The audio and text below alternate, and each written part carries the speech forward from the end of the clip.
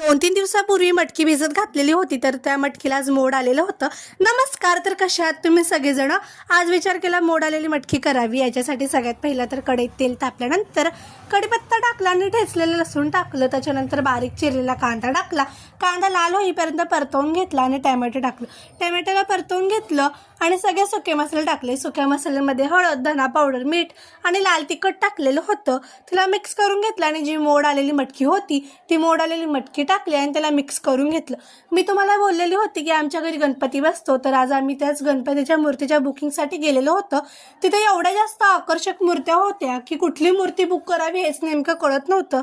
चांगला अर्धा एक तास गेल्यानंतर कुठे एक मूर्ती बुक केली तेव्हा मनाला समाधान आलेलं होतं. चला तर टॉपिकवर येऊया. मटकी मिक्स केल्यानंतर प्लेट ठेवून 10-15 मिनटं वाफेवर शिजायला ठेवून दिलं. त्याच्यानंतर स्वच्छ धुतलेली बारीक चिरलेली कोथिंबीर वरतून टाकली आणि त्याला मिक्स करून घेतलं. तुम्हाला ही रेसिपी कशी वाटली कमेंटमध्ये नक्की सांगा. लाईक करा, शेअर करा आणि सबस्क्राईब करा. धन्यवाद.